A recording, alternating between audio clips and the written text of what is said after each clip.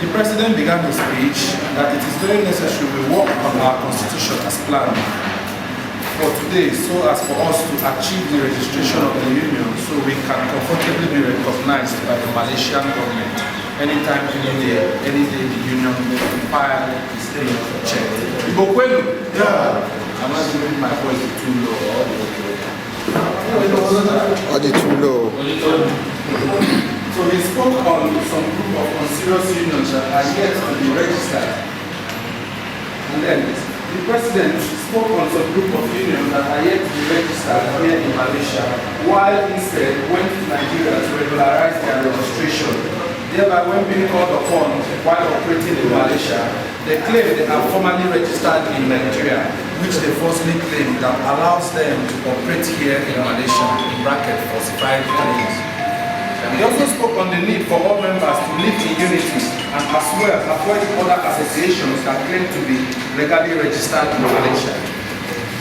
He added that there is more need for the union to work without sentiments and also advised members to avoid groups, gangs and various unions that would not be of benefit and progress to them and their image at large. He spoke to the House how connected we presently are to achieve various activities. From origin of the Igbos, we are very known for business and diversified activities, so we should endeavor to promote our culture, thereby trying to invest positively into various businesses and sectors that will be of benefit to them, and will also promote good image of Igbos residing in Malaysia. Yeah. He informed them that the Igbo Union is for the whole Igbos in Malaysia as well. Uchom still remains its bedrock, its founding bedrock. He spoke on his meeting with the police authority, which they are always ready to assist us, so long as we also cooperate and assist them. While he talked more on his meeting with our lawyer, Dr. Salahuddin, which still confirmed that he is ready and standing by to assist Igbo Union Malaysia legally. He spoke on the meeting with the police head while they advised us to expand to other districts and areas in Malaysia, which the union appreciated their advice and that it will be worked on after our registration. He also threw more light to our affairs and more of our lifestyles, that it has so much to contribute and promote our presence, because whatever negative acts committed elsewhere by Ndigbo residing here will one way or the other affect other Igbos residing in Malaysia at large. The president also advised members to dress properly so as to portray a positive classification of an Igbo man to the public, while in brackets, sacking is not allowed unconditionally. The vice president spoke to the House and reminded them that whichever mistakes and contributions with corrections that will be made on the Constitution will have to be worked on as soon as possible. Playmaker Johnson advised that the Constitution review should be read from step to step to the General House so as to be debated and worked on presently. Mr. Chibuzo Abu advised that since the Constitution has been shared months back before now, and after a preview copy shared, then he advised that a special committee, including the Constitution writer, should work on it and harmonize it so as for it to be concluded. Mr. Oji Akajobi, aka Mayor, spoke on the need to enable a perfect review of the Constitution, that a venue should be mapped out for the Constitution review, while it will be timely reviewed in a conducive environment. Gallup spoke on the need for the sections that has financial amounts to be looked into and revisited so we would know the final figures that will be based on it. Ike Igwebandas advised that it should be reviewed page by page for a fixed duration. Mr. Abunga Lord advised that a full day should be mapped out properly for the Constitution review as seconding to body so as to enable us achieve total review. Apple suggested that a venue should be put in place for a whole full day for the review of the Constitution.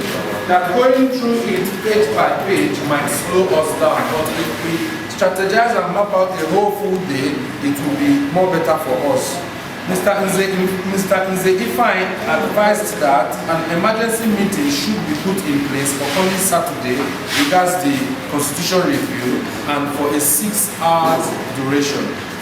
Ejike Nkwemeka advised that it should be moved to 2 weeks' time while using a venue for it is not supported. Mr. Amara Chris suggested that issues of Constitution can be handled by the executives, same as meeting venues.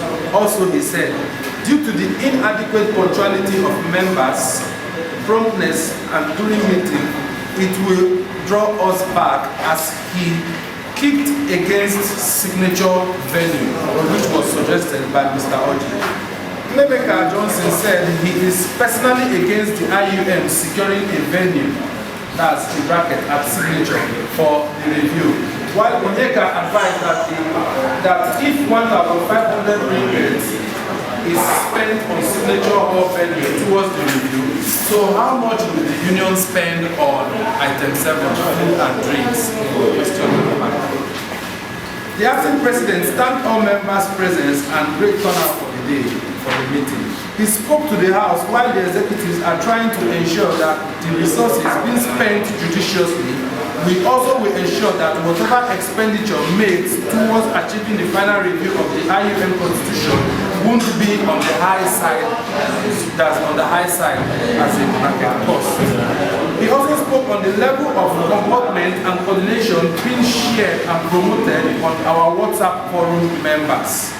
Also concluded that the second week of October should be okay for the review.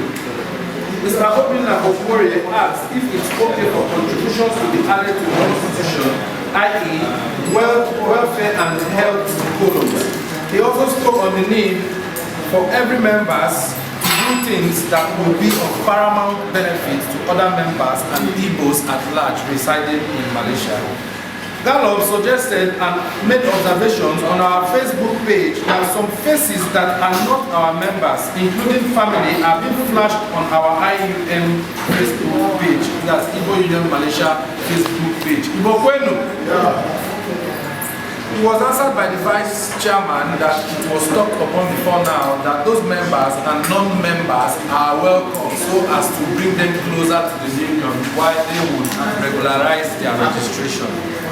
Mr. Oji Akajobi spoke to the House that it was a wrong move that photos of non-Igbo Union members was flashed and promoted on our Facebook page, and to him, it's a big letdown to the union and its members. The acting president cleared the House regarding this issue that our promoting of Igbo union and families to the Igbo origins residing in Malaysia on our Facebook is for every Igbos here in Malaysia, so as to bring them close to the union to enable them embrace the IUM and become full member. Mr. Gallop officially invited the House to his traditional white wedding on the 10th/17th of December 2016 at Nigeria and Malaysia. While the President spoke more on the marriage union of our member, Mr. Gallop, the Acting Secretary read the invitation and in bracket the wedding invitation, and it was made openly to the House. Mr. Playmaker Johnson spoke to the House that the level of the marriage is far bigger than the drink he officially presented to the union for invitation. So in bracket, the House will review the drink and the level of marriage.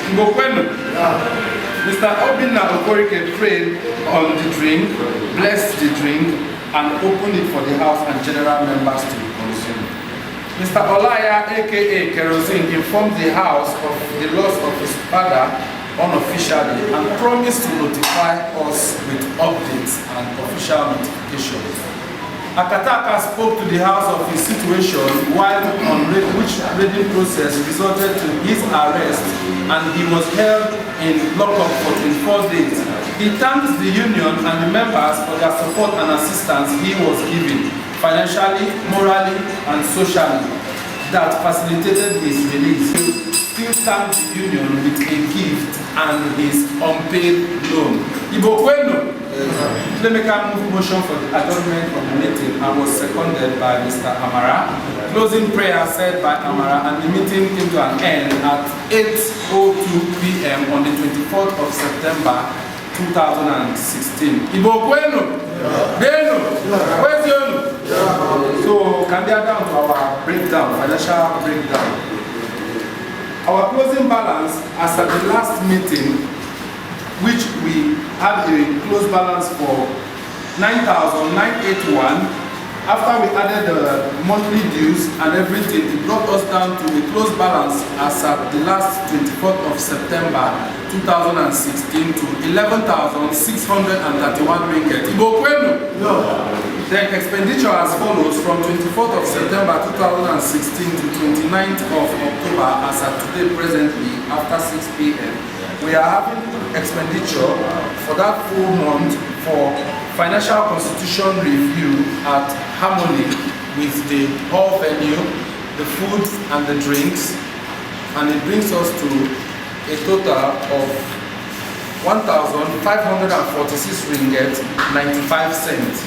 And with me is the attendance list for that day, which the total attendance list were 20 members, including executive and non-executive. Then the video and camera coverage for on the 8th of October 2016, which was that same day, was 400 ringgit, while the community monthly due to the general meeting, item 7 for food, which was 700 ringgit. And then ESCO meeting, executive meeting, which was yesterday, prior to before today's meeting, expenditure was 283 ringgit. Then for final printing of our constitution handbook and sample copies to Alaji was 150 Malaysia ringgit, which our expenditure total from 24th of September to 29th of October is 3,579 ringgit 75 cents. And you minus from the expenditure close and the opening balance, which opening balance was 11,631 ringgit. You minus 3,579 ringgit 95 cents, and it brings us to a close open balance for today at 8,051 ringgit 1 cent. Igbo Kwenu? Yeah.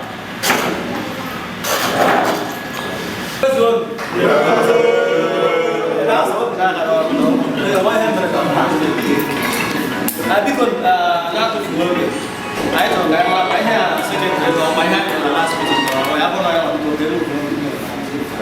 Please correct it. It is Ogoro Ike.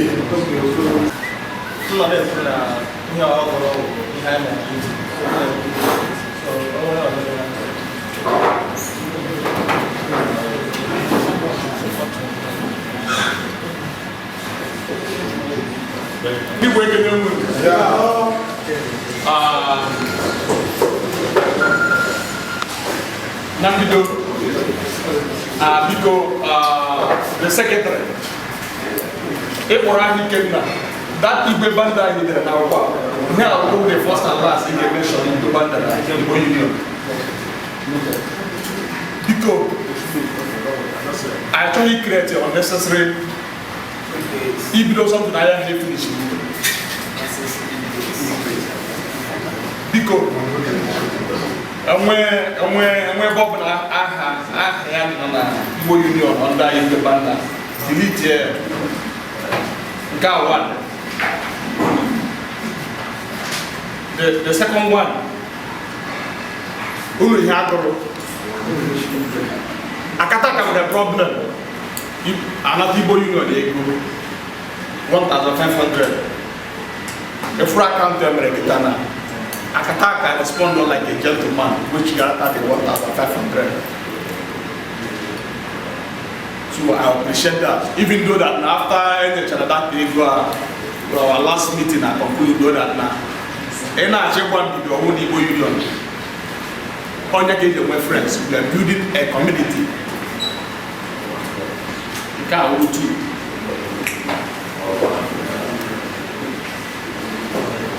Now meeting today, I want Ndigbo. Not a grand look that, what the park. I'm just Ndigbo. He's from KL. Since the 4 o'clock, I'm not here.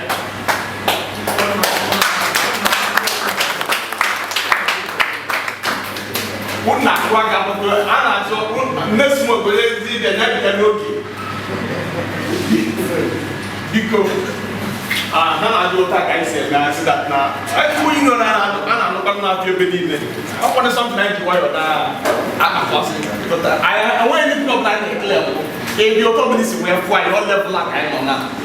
So right, and I appreciate I'm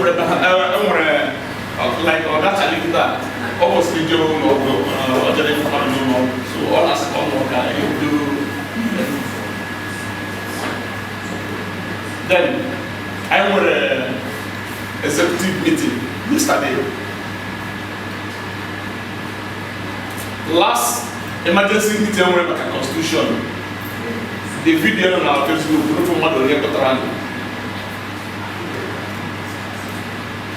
Yesterday one executive meeting ever.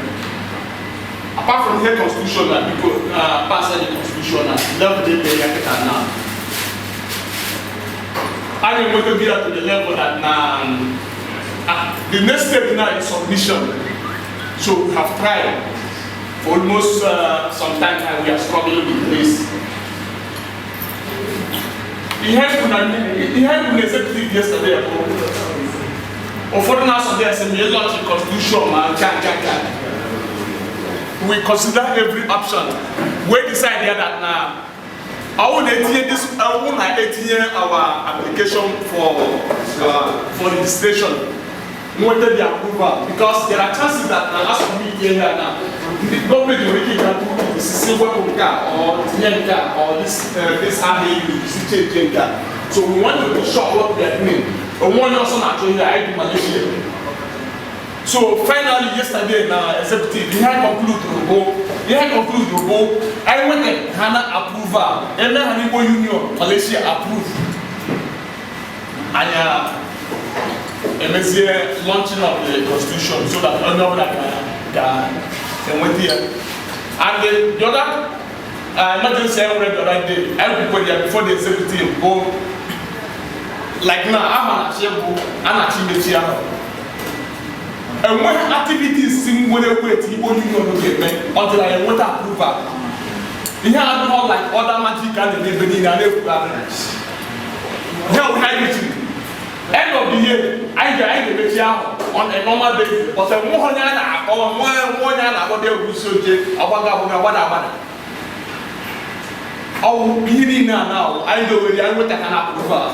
Ị na-eme show based on ndị nọ na be ha ma na ịnọ and show aha. Also, I will TV3. I had a advertisement in Igbo Union behind your email. All the black actually. I form Igbo Union the show.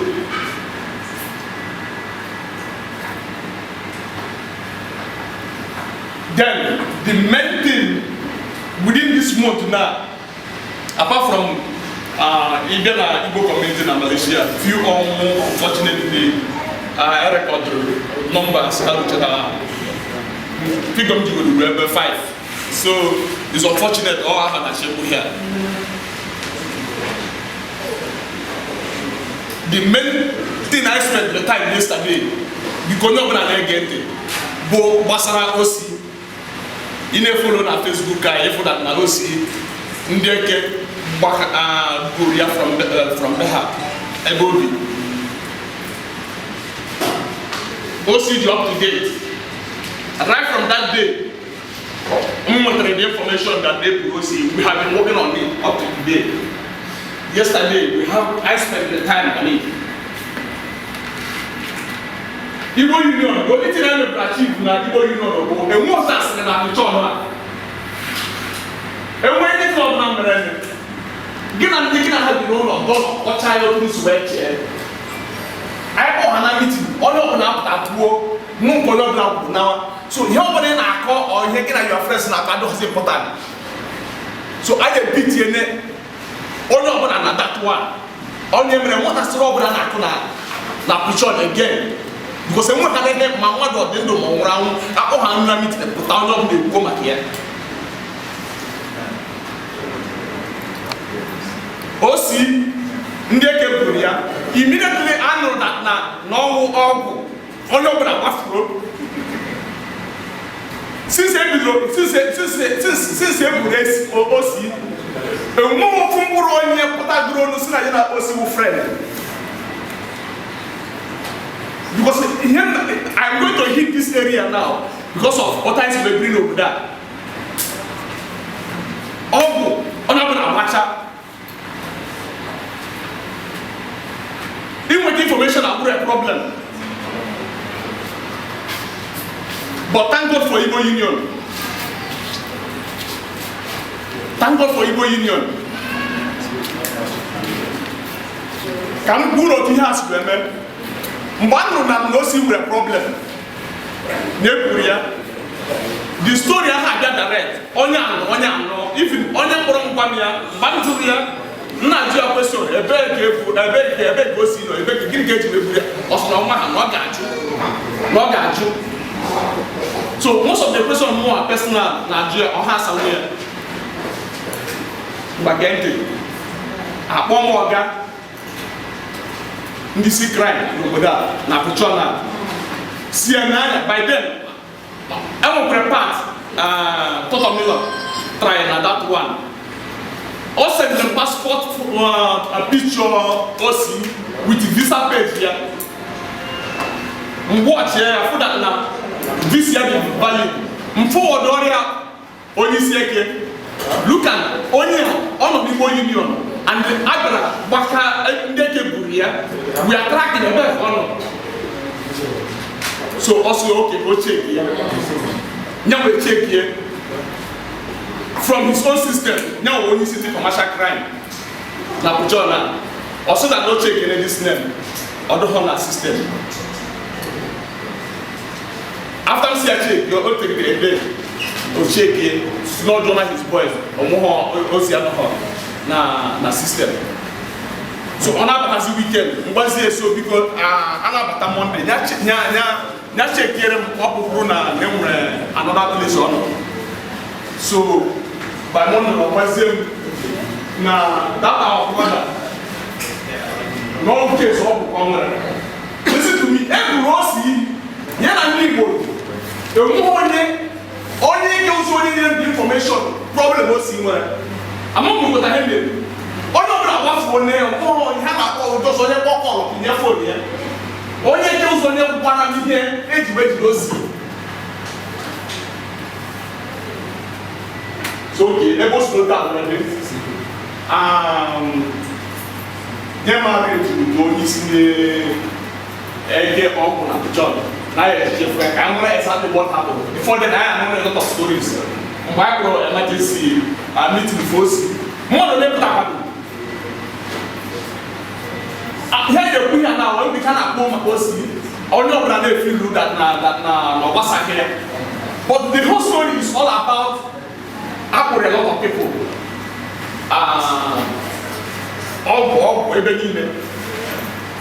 But the first one from one point of view, you have how a personal, my own private investigation. Why was the meeting? Only 2 more people confessing that those here has wrong. So now, why they were in or somebody only seen your work, but more personally the meeting or John Sadan. Also, because two major crimes idea. Ndigbo and Mekari without all na commercial crime. So that day we don't have an exchange of my phone and everything. So I see it here. Or this is but do that now. Igbo Union and Ogbuefi. Get you when you audience. Because of Igbo Union, now a community organization, how are they recognized?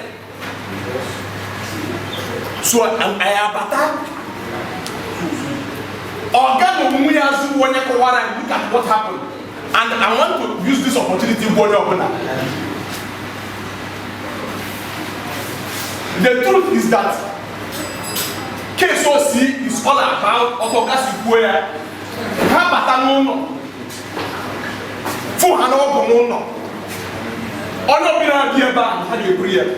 all their own standard.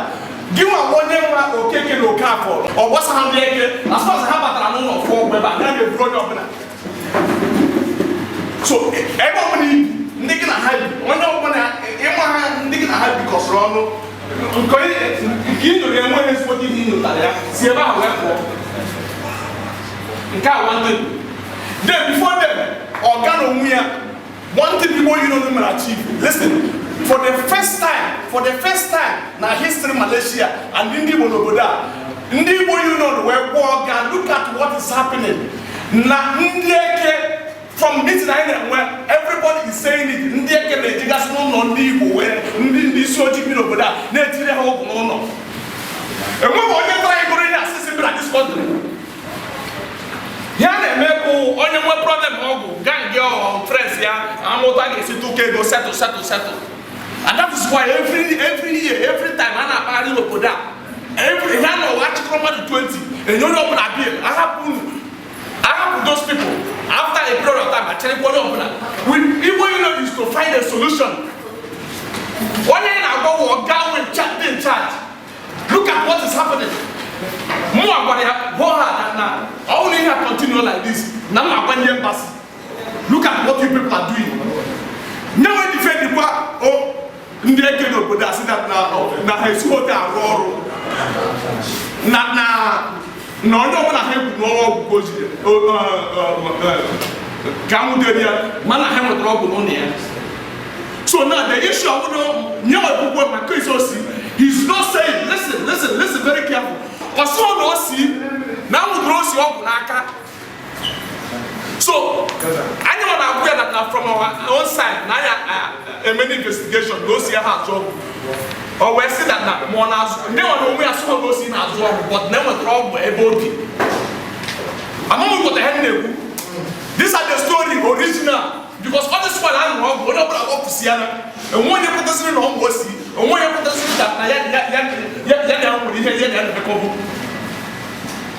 so can't watch a guy like that.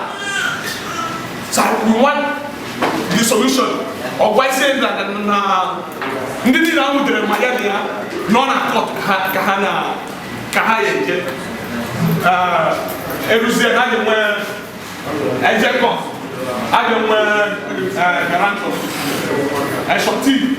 Then who go Ben. Also, we can, but we have established something very, very, very outstanding in this process. We are trying to let them know that and what I heard from the time they meet you or I tell you they meet here. Yes, but they didn't hear Mac and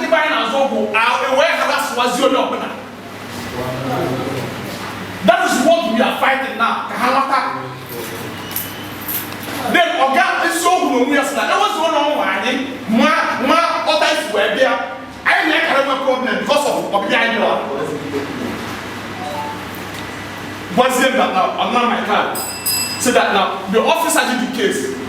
Osi na Noga come. Rona by that day, the same day upon. You see, yes, I need to work out today. Now see here was na court. I need the help of our member. So and yesterday, even you know the work that go 1,500 ringgit for Osi. My lawyer, one shorty, I walk here out. So I within before meeting the nation, we will open up a friend or whatever because they go to sort this thing out. My lawyer, this shorty or whatever. I walk. So that person will get. But I will go get a money house. So that case, can I hand lawyer? Can this guy wear Tarumia? And when any other thing up now, we are here. Again, I don't know again also. A Batani Igbo Union under that now. Even I know how to open up office here. Can they know the Igbo Union? G1 now how many years ago that they are going more. Ogbuefi na akwụkwọ gị na that format nke ahụ onye ha nwa ọkụ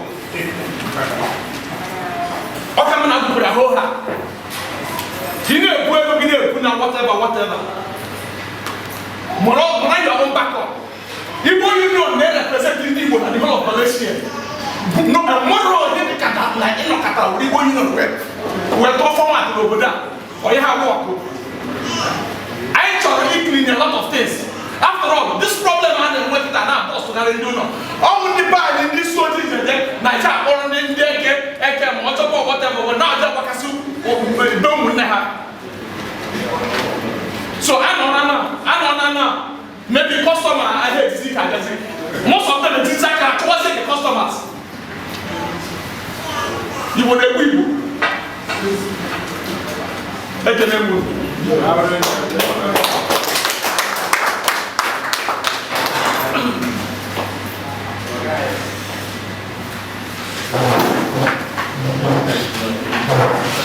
Always wonder one.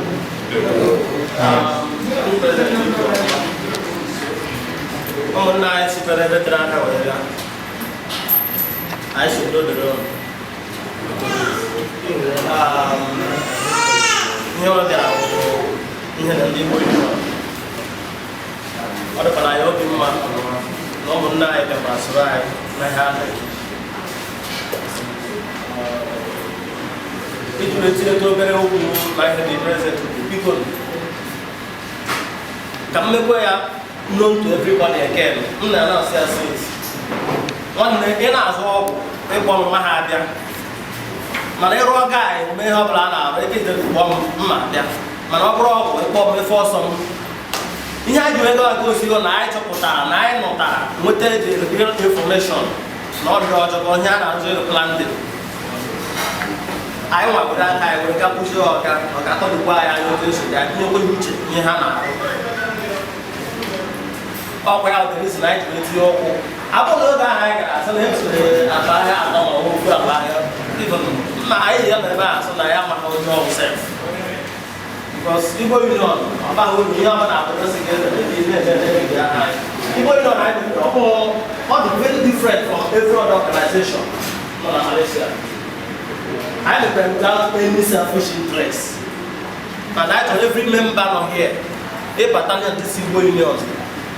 you get respect this humble union. Onye ahụ anyị si na anyị chiri ma eme ya. I might the reason why I will pay at least ka anyị get the ground. Ka ndị obodo mara na o nwere ndị isi kpakọrọ ọnụ ndị ojii nọ n'obodo ha. Intimidation abatawago ha na-emesi ndị ojii intimidate. So ka anyị bịa ka anyị hazie that thing. N'obodo a na-enwe 3 tribes. Mostly ama Chinese, Indian and Malays. And ndị be anyị amụtara ọmụkwa. So ka anyị nwekwa ike nwee ka ụmụazị a nwee ground. Very soon na ndị be anyị ndị amụkwara here ndị ojii mụkwara ha nwere ike nwekwa ground na bido nyewe ha akwụkwọ ka esi eme na mba mepere anyị. So biko ka ọ ghara ịwụ ihe ihere nyere anyị ka anyị tikọta na aka wee hazie ihe ndị be anyị biko anyị nsọ ka ntị biko onwe onye nwere okwu ọzọ n'ahịa gbasara ka esi osi ma ọ ndị ọrụ adị ya agba anyị ụmụnna anyị ndị bịakwa n'ọgbọ enwe ihe ọnụ nwere ibu ma onye gbapụtara n'ahịa ọnụ na-ahụta ha n'ahịa gbasara ihe olion ọnụ chụkwa anyị asọ onye aka elu agụ ya kọwa omume bifo wee ume biko maka ndị bịara nọ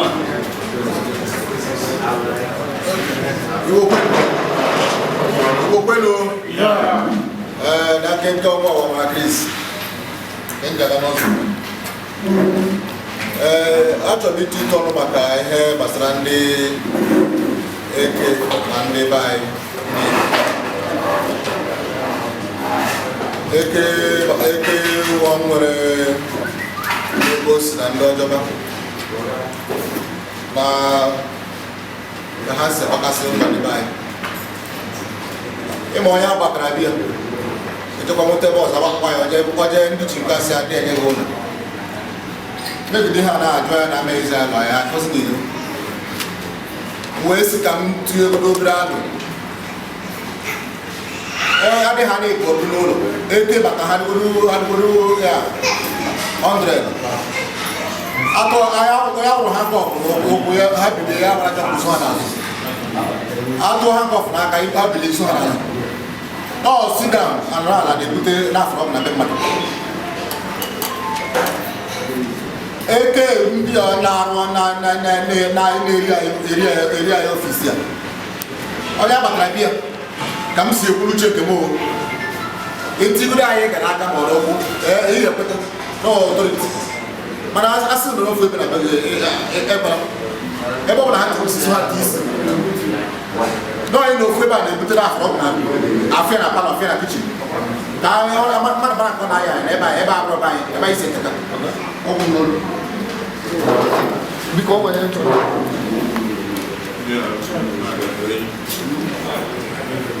Igbo kwenu kwenu ozu obi ọ ga-adịrị anyị na mgbe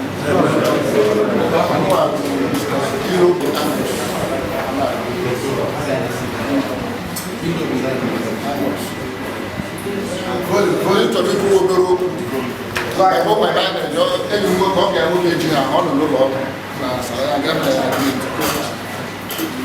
anyị akapụwasị anyị bịara ha anyị gwara anyị 4 o'clock abịa 4 10 na meeting ebido by 4 since that 4 o'clock I know here so it's unfortunate no no mecha bido the meeting that late I salute all of you every mecha because I think mama attention ekene dị chukwu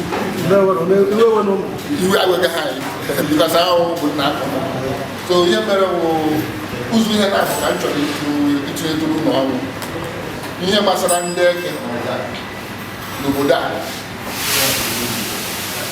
na-eji uche eso ndị eke n'obodo a nwa na-ebe a emekọ na ihe wute ndị eke for the past 15 years nọ ihe enwebe ndị be anyị a na-ebute n'ọgwụ ọmụma wee nyikpọ nwa na je gbapụta ha kpọrọ lọya ma ndị ese na-eso nke anyị kpọpụta ha kama na o nwere nwantị ihe ụmụazị be anyị na-eme na-adịghị mma and a na-esi na nke onye mere wee pụta ihe ekene na be gị immediately ha tụrụ aka agbachi n'ụzọ gị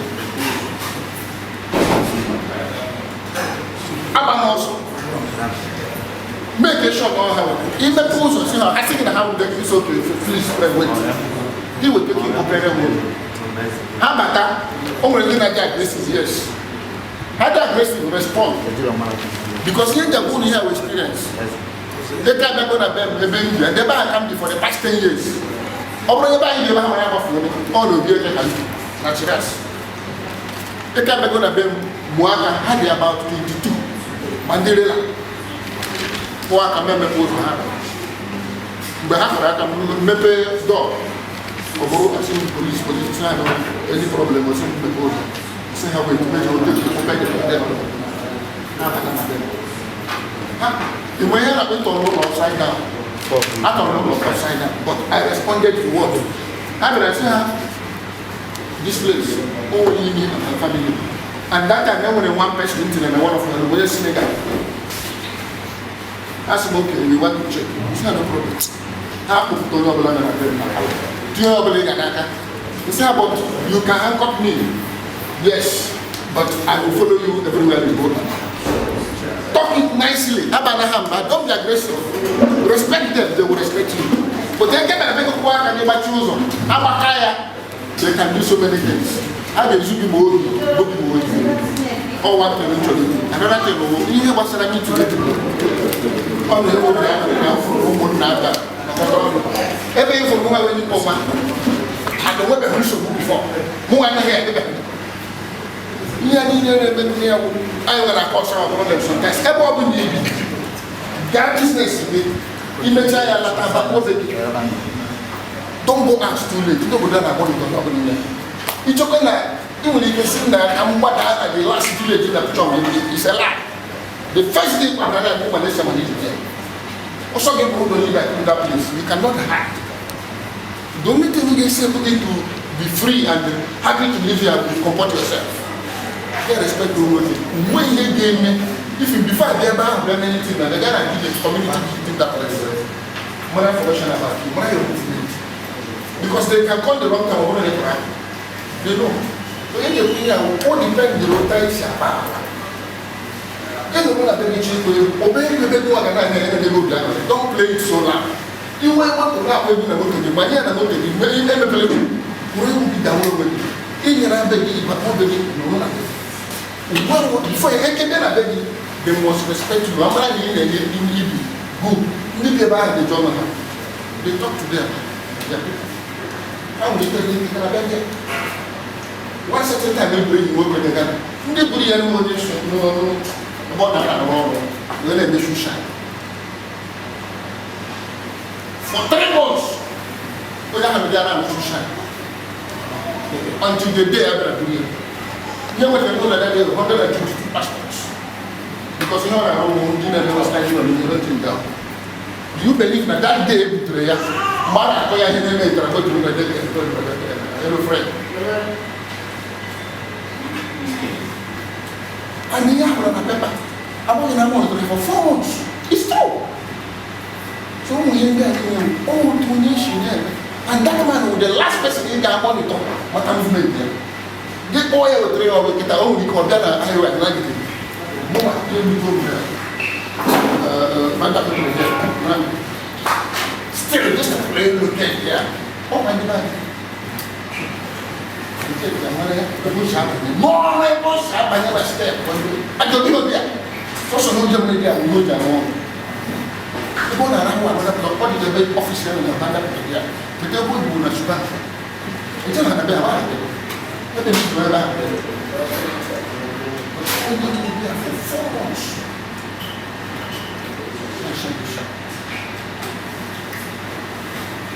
When you really don't want to run the man, I should make a look at the album. You can't believe it. And this is to get a woman. So, when you bring a woman that be cool, they will know. No one actually visit you. Don't bring too much visit on a bed. No matter how close you are. Few of us will never have done a bed. Each in the two are part of the world, the land, and the land. Let's have a look. Okay, you can be able to have a so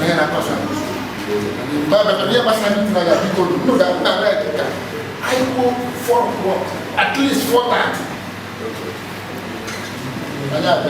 Or latest, no, let's say 4 o'clock, 5 o'clock, or something like that. and then meeting. Like some of us here, somebody like me, I cannot stay outside 8 o'clock. My children cannot do it. I will tell you the truth. So any meeting of an animal across to 7:30. I'm not going to. Who would have done it?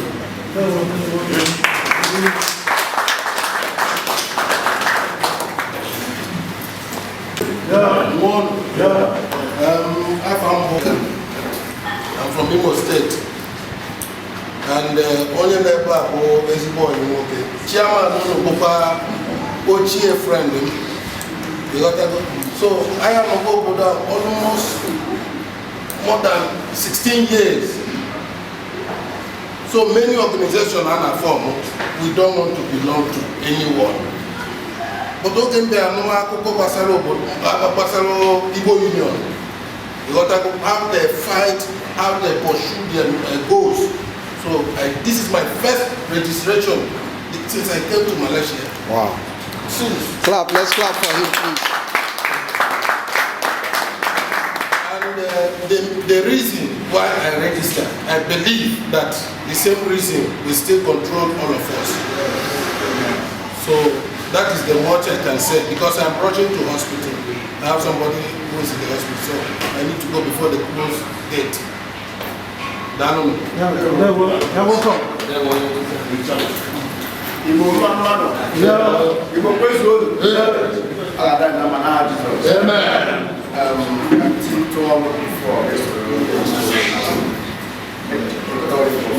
Yes. I've been very sick for a long time. You will see when you have a bunch of I don't need to love it like kind of organization. Professionally, you about important. On your wrong, on your blue white, and then there's Mother, you are over there. Only half the reason why I are here. More like how we know job. Because I know I've been at Chiras. I'm not going to was some group. Because that is the place where the fastest way to reach us. And I know now to job. Because personally I'm not going to job. So I want to hear what's up with the marble. How do I pass information? Yeah, you like this, you go there when I go. When you got and they get by to go another. And then when I find I was so good, you have to get back to laughing the problem. Now, I want to. I stand on a roadblock every day. I'm ready here now. Can't get around of some group. Got on, but I don't have to get for it. But I know Chiras. I will came out of a meeting once every month. Another day. Yeah, so I got your meeting here. The government chief, every girl that appeared in our shop, which is that CS, shall move us in and after a book, put the tea out, opens the where Adam show you the constitution. Which I can hold the copy of this need to be changed before going out for registration. Because we change the launch, so now binding on everybody. The masses is the rule of law. So everybody what they call it, the membership card, the phone number Igbo Union, like the family card, the family to do that.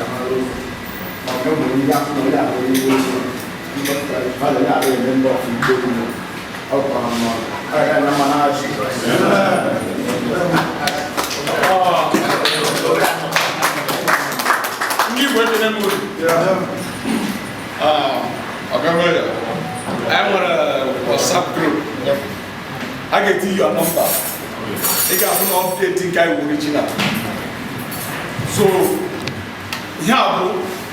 here give one chere immediately when you're but the truth is that I am working already, which means we are trying. I got a number, I get a update. So we have been doing this to control. Even my Kamwe's opportunity and that's our WhatsApp group. Always so good that different people they said based on this when they current on October But after that, now one of the things, the one in the current money so go, he has sent in the morning. He doesn't require again in the afternoon. I look at that, and he said, the passage, I just see my, so that one would be one in a lot of people. So, apart from that, normal aquas. And when they came into the last time, we were under control of some people, I see what not there. Pope, and then when they sent dinner one nonsense thing. Yes. So I'm the one who says, so what here? We have to be saying this thing open. The other new child there. And when I go, I'm not from the time bracket and for years I go here. Now we have to ask for them to come. But I'm going union. No, do I know what number 2, 3, 4, 5 years ago? That was it that now. How long the kind of back was here? You can. Okay, you need to go here was I need to mind. More when you record that didn't mind. So that nonsense from anarchy, not a stop. After when you see Yoruba, say again, go to your community. General update to your community. When you also, Umame, say again, now Sahel don't want Ndigbo is having problem of organization. Because like you know, and then I come with that thing. Then I talk to them as women, make one noise. Young people, each community, I don't know mind. Any position in Ndigbo, organization in Ndigbo, I hope to that. Because I would when I'm general person who's in our land, or who's in our we have like kind of busy. And that is why since I brought to them everything hanging. And then when you see the but more than one personally, on a personal level. The way we can sit it down, he was back on the Nigeria, we don't know where I'm over there. Or you have walk. I was a good Yoruba. When you Yoruba and office, because which year were there? Even I don't mind, everything they hang it. And when they say, Siana, can you not have a plan? We're going to have the nation. If I have a year, no man, I'm president of model over that. So, those things we are all on your I actually make a listen to one. Because everything I thought upside down. And finally, you have Masara on Mado. You are this Malaysia. Are you going to get Kumakia? I went over there yesterday. On a woman of Muhana, only Muhana, especially Lobodo Igbo, one day we will not. I actually bring the unity Loboda because. But I'm not one of Igbo. I don't know the Buria. When you have Jackie, I go now, never met a hot one. Not Jackie, I go suicide level, maybe no one well. One of the hot maybe all of the Tiaka, whatever. Then, now, one room model is a normal thing. You have to work with it because I don't have one man. Ogbuefi. I try to destroy your Igbo community by each do something. Each member that accused no woman. When yes, or who say I will just say back something and destroy our whole community because more personally for what I didn't do. I use this language. During old age, I also this one dollar there. Because he was in our community, but I chose him that few people take advantage of it.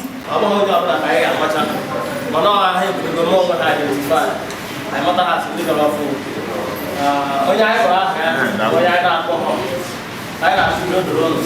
When you go out in the boot, no, I have to go. Oh, but I think what I have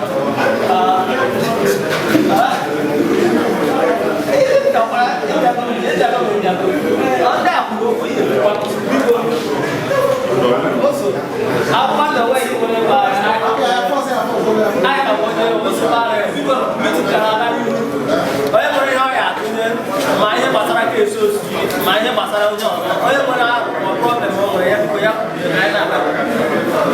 Young talent here about also very fun. No, I had the one before.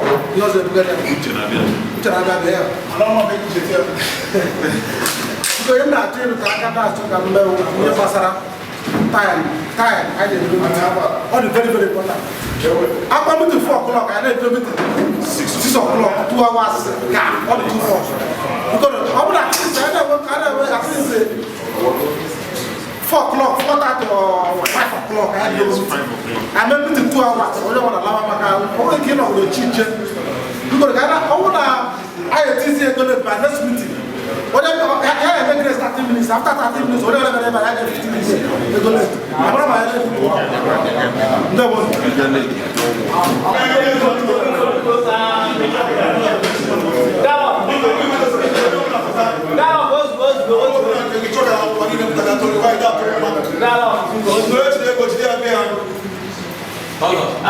Because some things I need to get out of it. Gallo, but sometimes you go about or I there.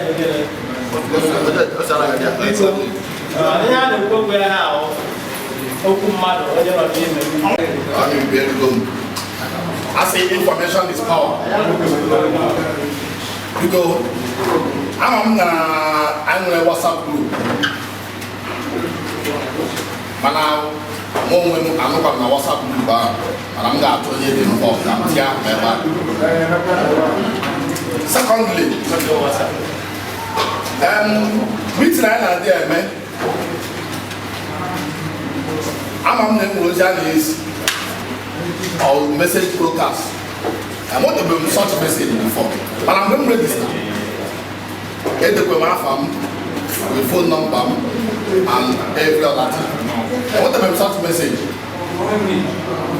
All India and when it goes to wedding, or when a special people are not to message here.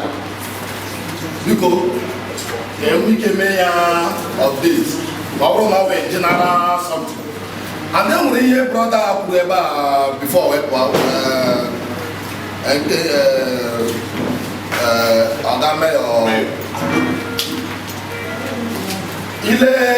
Ndigbo clan. Hence it goes so many people from problem. They are getting information and are passing within themselves. We didn't put on ever. Most of us now bargaining. Now who that now? And we're putting some information in the kitchen through Igbo, WhatsApp. Pass, yeah? They save somebody from being a victim of Ndeka and Ogbuefi. So, I'm suggesting that very open to everybody, even to the very common man. Thank you. WhatsApp group right there, all the basis it says. Now, I want to hear with the message. If man any problem, I'm like one with the problem. In my problem, warrior we give the solution immediately. And when I say that now, maybe along the line, then we're a bit up to date or now a key in the system. I want to hear with them. I want to know how WhatsApp group or SMS here with a media maker, all your number, it's everything. You know, look at that now. All the misses for months. We have been running it. And like what the book is saying, I might have grown up to information, even from Nigeria. WhatsApp even mass number 1. No. You have the who can do same idea because they have no idea what is happening in Igbo, the channel of the hub. But the way back, is that I was Igbo, number 1, like this is Malaysia. On our road 247.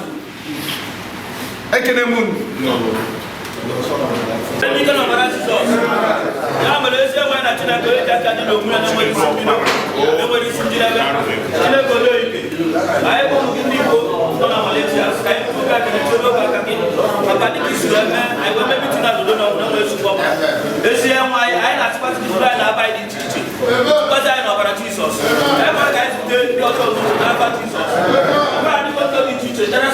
Ayo di papa, kalau kalian sudah apa kan di video kalian akan selesai. Kan dah ada apa dia betul kan terus sudah mai.